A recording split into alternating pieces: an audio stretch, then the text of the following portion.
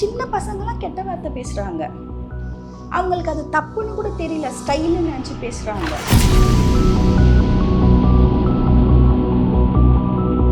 இந்த இன்ஃப்ளூயன்சர்ஸ்ன்றவங்க they have to post, daily எதாவது போட்டு ஆகணும்.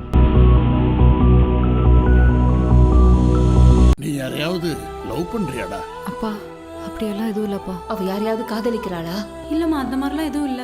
நான் கண்டுபிடிக்க ஆரம்பிச்சேன்னு வச்சுக்கோ, பெரிய பிரச்சனை ஆயிடும். அப்பப்பவே ரிப்போர்ட் பண்ணணும், கண்டம் பண்ணணும். அப்பதான் அது சொசைட்டியை பாதிக்காது. நம்ம வந்து ஓடிடிக்கே வந்து சென்சார் வேணும்னு பேசிகிட்டு இருக்கோம். அப்படி இருக்கும்போது தனிப்பட்ட முறையில் யார் வேணாலும் யூடியூப்ல எதை வேணாலும் அப்லோட் பண்ணலான்றது ரொம்ப தவறான விஷயம்.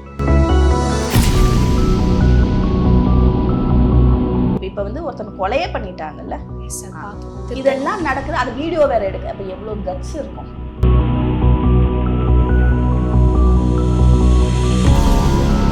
சட்டம் எங்க, மக்கள் எங்க, இதெல்லாம் தாண்டி தனி மனித ஒழுக்கம் எங்க? அப்போ என்ன சொல்லி கொடுக்குறோம்? நம்ம ஸ்கூல்லையும் காலேஜ்லையும் ஒர்க் பிளேஸ்லையும் என்ன சொல்லி கொடுத்துட்ருக்கோம்? மீடியாவில் என்ன நம்ம ப்ரொபகேட் பண்ணிகிட்ருக்கோம்? What's happening?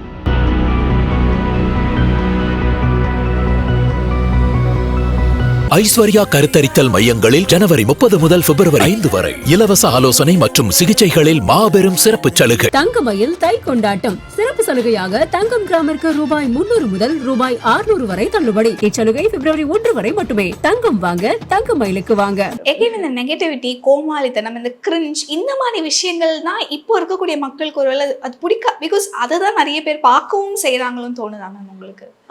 ஐ திங்க் போக போக குறைஞ்சிரும். இப்போ ஃபர்ஸ்ட் எடுத்தோடனே யாருக்குமே எதுவும் புரியுது, புதுசு இல்லையா? இப்போதான் வந்து நிறைய பேருக்கு இந்த ஆக்சஸே கிடைக்குது. இந்த செல்ஃபோனில் கேமரா வந்ததுனாலேருந்து தான் நீங்கள் வந்து பிரிக்கணும் ஸோ அது வரைக்கும் நார்மலாக இருந்தவங்க அதுக்கப்புறமா எல்லாத்துக்கும் ஒரு பூச்சி நடந்தால் கூட அதை க்ளோஸ்அப் ஷாட் வச்சு அதுக்கு ஒரு டப்பிங் வாய்ஸ் கொடுத்து அதுக்கு ஒரு ரெக்கார்டிங் பண்ணி ஹார்ம்லெஸ்ஸாக இருந்தால் ஓகே, அது வந்து என்டர்டெயின்மெண்ட்டில் போயிடும், சரி பண்ணு அப்படின்னு போயிடலாம். இதே விஷயத்த ஒரு சீரியஸான விஷயத்தில் பண்ணாங்கன்னா மக்களுக்கு வந்து தப்பான ப்ரொஜெக்ஷன் கொடுக்குறோம், பயமுறுத்துகிறோம், மிஸ்கைட் பண்ணுறோம். அது வந்து தேவையில்லாதது. அப்படியெல்லாம் ஒருத்தவங்க ஃபேமஸ் ஆகணும், அப்படிலாம் ஒரு க்ரியேட்டிவிட்டி காட்டணும்னு அவசியமே கிடையாது. சிரத்தை எடுக்கணுன்றது ரொம்ப முக்கியம். இதெல்லாம் ரொம்ப ஈஸி, நம்ம படுத்துகிட்டே கூட ஃபோனில் வந்து வீடியோ எடுத்து போடலாம். அப்போ அர்த்தமே இல்லைல்ல, நீங்கள் ஒரு ரிசர்ச் பண்ணணும், அதை பற்றி என்னான்னு ஸ்டடி பண்ணணும், அதுக்கெலாம் வேல்யூ இல்லாமல் போயிட்டுருக்குது. இன்றைக்கி ஒரு ஸ்காலர் போய் ஒரு ஆர்கிடெக்சர் பற்றி ஒரு இது கொடுக்குறாருன்னா அங்கே போகணும், ஸ்டடி பண்ணணும், ரெஃபரன்ஸ் எடுக்கணும், லிட்ரேச்சர் ரிவ்யூ பண்ணணும், நிறைய விஷயங்கள், நிறைய போய் இன்டர்வியூஸ் எடுக்கணும். அதுக்கப்புறம் தான் இதுதான் விஷயம் அப்படின்னு ஒரு டாக்குமெண்ட்ரி சப்மிட் பண்ணுவாங்க. அது ஆத்தென்டிகேட்டடாக இருக்கும், அதை பார்த்தா நமக்கு கற்றுக்கிறதுக்கு விஷயங்கள் இருக்கணும். அதை விட்டு சும்மா எதை வேணாலும் எது கூட வேணாலும் சேர்க்கலாம், அதில் என்ன வார்த்தைகள் வேணாலும் போடலாம், என்ன மியூசிக் வேணாலும் போடலாம். அது வந்து மக்களுக்கே மந்த புத்தி ஆகிடும். அப்போ அந்த க்ரியேட்டிவிட்டின்றது, உண்மையான ஒரு நாலேஜுன்றது அழிஞ்சிரும். எல்லாரும் இதை பண்ணிட்டாங்கன்னு வச்சுக்கோங்களேன், அப்போ அதை பண்ணுற தாகமே போயிடும்ல. என்ன பெரிய ஆராய்ச்சி பண்ணுறது, இது கூட தான் நான் போட்டேன், இது கூட நான் போஸ்ட் பண்ணுவேனே, இதுக்கு கூட எனக்கு 100 லைக் வருமே அப்படின்ற ஒரு தாட் வந்துருச்சுன்னா அந்த எஃபர்ட் எடுக்கிறவங்களும் டிமோட்டிவேட் ஆகிடுவாங்க. நாங்கள் ஏன் கஷ்டப்படணும் அப்படின்ற மாதிரி ஆகிடும். அதனால் டெஃபினட்டாக இந்த டிஃப்ரென்சியேஷன் முக்கியம். நம்ம வந்து ஓடிடிக்கே வந்து சென்சார் வேணும்னு பேசிகிட்டு இருக்கோம். அப்படி இருக்கும்போது தனிப்பட்ட முறையில் யார் வேணாலும் யூடியூப்பில் எதை வேணாலும் அப்லோட் பண்ணலான்றது ரொம்ப தவறான விஷயம். இதில் வந்து ப்ரைவசி கூட பாதிக்கப்படுது. நிறைய பேர் இன்னும் அதை கொண்டு வரல. இப்போ நீங்கள் யூஎஸ் மாதிரி நாடுகள்லாம் பார்த்தீங்க, துபாயிலெல்லாம் பார்த்தீங்கன்னா நீங்கள் செல்ஃபி எடுக்கிறப்ப பின்னாடி யாராவது வந்துட்டாங்க அந்த ஃபோட்டோலன்னா தே கேன் சூ யூ. ஓகே, எங்கேயோ இருக்கிறவங்க, பின்னாடி இருக்கிறவங்க என் ஃபோட்டோ எப்படி நீ உன்னோட இதில் கேப்சர் பண்ண அப்படின்னு அவங்க சூ பண்ணலாம். அந்தளவுக்கு அவங்க ப்ரைவசி பார்க்குறாங்க. ஆனால் நம்ம ஊரில் மக்களுக்கு அந்த கான்செப்டே கிடையாது. யார் வேணாலும் எங்கே வேணாலும் எடுக்கலாம். பின்னாடி எத்தனை பேர் ஒரு ஹோட்டலில் சாப்பிட்றாங்கன்னா இவங்க வரைக்கும் எடுக்கணும்னா அடுத்த டேபிளில் இருக்கிறவங்களை எடுக்கிற அதிகாரம் உங்களுக்கு கிடையாது. அது அவங்க ப்ரைவசி. அதே மாதிரி ஒரு தியேட்டருக்கு போனால் சத்தமாக கத்தி பேசுகிறதோ இல்லை பிரைட்டாக வந்து லைட் வச்சுட்டு மெசேஜ் பார்க்குறது பின்னாடி இருக்கவங்களுக்கு டிஸ்டர்ப் ஆகும்னு தெரியும். இந்த மாதிரி இதெல்லாம் வந்து ஆக்சுவலாக மேனர்ஸ்லேயும் வரும். இதெல்லாம் எப்படி நடந்துக்கணும்னு நாகரிகமான சில விஷயங்கள் நம்ம கற்றுக்கத்தான் வேணும்.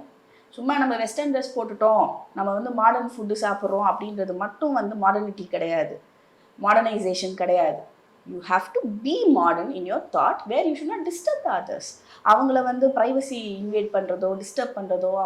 இன்னொன்று நீங்கள் நல்லா நோட்டீஸ் பண்ணிங்கன்னா, இந்த கெட்ட வார்த்தை பேசுகிறது, அசிங்கமாக பேசுகிறது, டபுள் மீனிங்கில் பேசுகிறது, ஒருத்தவங்களை டேமேஜ் பண்ணி பேசுகிறது, இதுக்கெல்லாம் தான் அதிகமான வியூவர்ஷிப்பும் வருது. நீங்கள் அறிவு சார்ந்ததுக்கு வியூவர்ஷிப் வரலனாலும் பரவாயில்ல, ஆனால் இதுக்கெல்லாம் அதிக viewership especially kids and youngsters பார்க்குறாங்கன்னா அடுத்த ஜெனரேஷனை நம்ம என்ன மாதிரி வழி நடத்துகிறோம். அவங்க பேசும்போது இப்போ சின்ன பசங்களாம் கெட்ட வார்த்தை பேசுகிறாங்க, அவங்களுக்கு அது தப்புன்னு கூட தெரியல, ஸ்டைலுன்னு நினச்சி பேசுகிறாங்க. பட் நீங்கள் திரும்பி பார்த்தீங்கன்னா ஒரு 20 வருஷம் கழித்து இந்த சொசைட்டியில் எல்லாரும் அங்கங்கே கெட்ட வார்த்தை பேசிகிட்டே இருந்தாங்கன்னா கேட்குறவங்களுக்கு அது எவ்வளோ டிஸ்டர்பன்ஸாக இருக்கும்.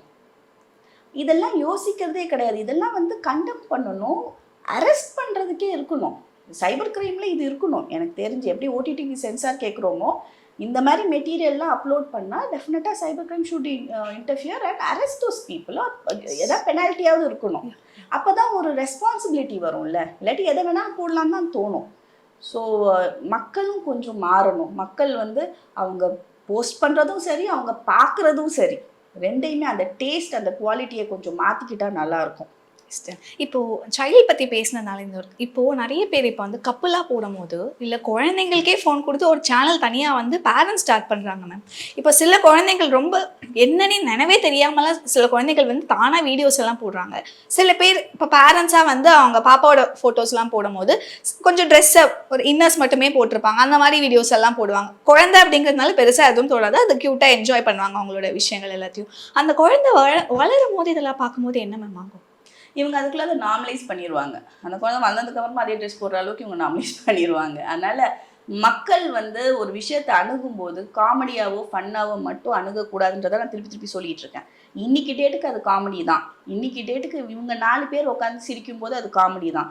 ஆனால் இதை நம்ம பப்ளிக் ஃபோரமில் போட்டோன்னா யார் யாரோ பார்க்க போகிறாங்க, எந்தெந்த சமூகமோ எந்தெந்த மதமோ எந்தெந்த மொழிக்காரங்களோ யார் யாரோ பார்க்க போகிறாங்க. ஒரு காமெடின்ற பேரில் இவங்க சொல்கிற ஒரு விஷயம் அவங்களுக்கு சென்சிட்டிவாக இருக்கும், அவங்களுக்கு அது கொள்கைக்கு அப்பாற்பட்டதாக இருக்கும்.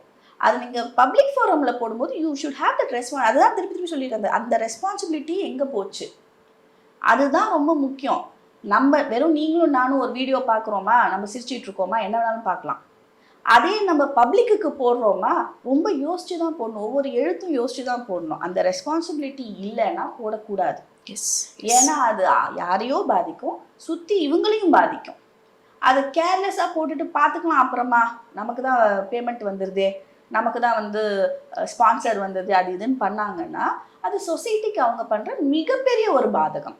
எஸ் மேம், இந்த சைல்டுக்கு ஸ்பெசிஃபிக்கலாக என்னென்ன மாதிரி இன்செக்யூரிட்டிஸ் கொஞ்சம் வளர்ந்து இன்னொரு 5-10 வருஷத்தில் வளர்ந்து எல்லாம் நினைவு தெரிஞ்சதுக்கப்புறம் ஐயோ இந்த மாதிரி நம்ம இருக்கிற வீடியோவை ஃபோட்டோவை போட்டிருக்காங்கன்னு ஒரு இன்செக்யூரிட்டி இருக்குல்ல மேம், அது எந்த அளவுக்கு அந்த சைல்டோட மென்டல் ஹெல்த்தை லைஃப்பை டெஸ்ட்ராய் பண்ணுற அளவுக்கு ஆகும் மேம்? நிச்சயமாக அப்பா அம்மா மேலே கோபம் வரும், எப்படி நீங்கள் இப்படி பண்ணலான்னு. பட் என்ன பண்ணிடுவாங்க, அந்த ஒரு ஸ்டேஜில் டெலீட் பண்ணிடுவாங்க. அதுவும் அவங்க தானே வச்சுருக்காங்க ஸ்விட்ச்சு, போடுறதும் அவங்க தான், எடுக்கிறதும் அவங்க தான். அதனால் தேவைப்பட்டால் டெலீட் பண்ணிக்குவாங்க. பட் என்னை பொறுத்த வரைக்கும் உங்கள் ஒரு வீட்டு உங்கள் குழந்தை நீங்களாச்சு அது வேற கதை. ஊருக்குன்னு வரும்போது எல்லாருக்கும் அது பாதிப்பு வரப்போ கேள்வி கேட்கணும். கேள்வி கேட்குறதுக்கே இங்கே முதல்ல யாரும் இல்லைங்க, அதுதாங்க பிரச்சனையே. இப்போ நான் கொந்தளிக்கிற மாதிரி யாராவது இருக்காங்களா? நான் வந்து ஃபோர்ஸி பண்ணி சொல்கிறேன், என்ன நடக்க போகுதுன்றதை முன்கூட்டி சொல்லிட்டு இருக்கேன். அது யாருமே நினைக்கிறதில்ல. இன்னைக்கு ஜாலியாக இருக்கா, இன்னைக்கு பார்க்குறோமா, நெக்ஸ்ட் அப்படின்னு ஸ்க்ரால் பண்ணுறாங்க. அப்படி இல்லாமல் கொஞ்சம் சென்சிபிளாக யோசித்து சில விஷயங்களை கண்டம் பண்ணணும், அப்பப்போவே ரிப்போர்ட் பண்ணணும், கண்டம் பண்ணணும். அப்போ தான் அது சொசைட்டியை பாதிக்காது. ஒன்றும் இல்லை, இப்போ இந்த கல்ச்சரே நீங்கள் பார்த்தீங்கன்னா போட்டுட்டு இந்த பசங்க யங்ஸ்டர்ஸ் வந்து அசிங்கமாக பேசுறது, இப்போ வந்து ஒருத்தனை கொலையே பண்ணிட்டாங்கல்ல, இதெல்லாம் நடக்குது. அது வீடியோ வேற எடுக்க, அப்போ எவ்வளோ கட்ஸ் இருக்கும், என்ன அடாசிட்டி இருக்கும் அதை பண்ணுறதுக்கு. யோசிச்சு பாருங்க. நம்ம வந்து ஒரு சின்ன தப்பு பண்ணவே பயப்படுற நம்ம ஒரு கொலையை பண்ணுறதை தானே வீடியோ எடுத்து அப்லோட் பண்ணுறானுங்கன்னா அப்போ அவங்களுக்கு எந்த அளவு பயம் இருந்திருக்கு, எந்த அளவு ஒரு அசால்ட், ஒரு பார்த்துக்கலாம் அப்படின்ற ஒரு திமிர் இருந்திருக்கு. இது எங்கேருந்து வந்துச்சு?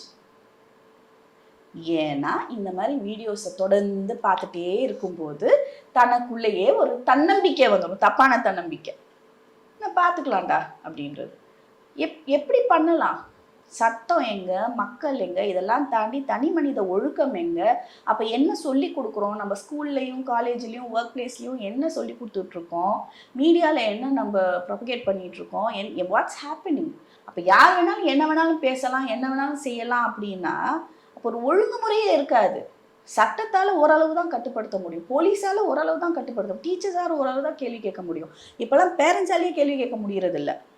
ஏன்னா விட்டுட்டாங்க, அந்த ஸ்டேஜெல்லாம் விட்டுட்டு இப்போ பசங்க திருப்பி அடிக்கிற அளவுக்குலாம் வந்துருச்சு. அப்போ யார் தான் இவங்களை சரி பண்ணுவாங்க? நம்ம ஏதாவது பிரச்சனைனா ஹியூமன் ரைட்ஸில் போய் அவங்களுக்கு சப்போர்ட் பண்ணுறோம். ஆரம்பத்தில் தெரியுதுல்ல நமக்கு இதை இங்கே தான் கொண்டு போய் விட போகுதுன்னு. அப்போ நம்ம என்ன பண்ணுறோம் அதை நோக்கி? இப்போ இதெல்லாம் அந்த மாதிரி வீடியோஸ் தான். இந்த இன்ஃப்ளூயன்சர்ஸ்ன்றவங்க they have to post, daily எதாவது போட்டு ஆகணும், ரொப்பி ஆகணும். இல்லாட்டி அங்கே ஒரு வேக்யூம் விழுந்துடும். என்னடா பார்க்குறது, ஒரு எறும்பை ஃபோக்கஸ் பண்ணி எடுக்கலாமா, இல்லை சும்மா பறந்துட்டு இருக்க துணியை ஃபோக்கஸ் பண்ணி அப்படி ஆகிப்போச்சு. அப்போது இந்த மாதிரி விஷயத்த போட்டால் சென்சேஷனல் ஆகும்னு அவங்களுக்கும் தெரியும்.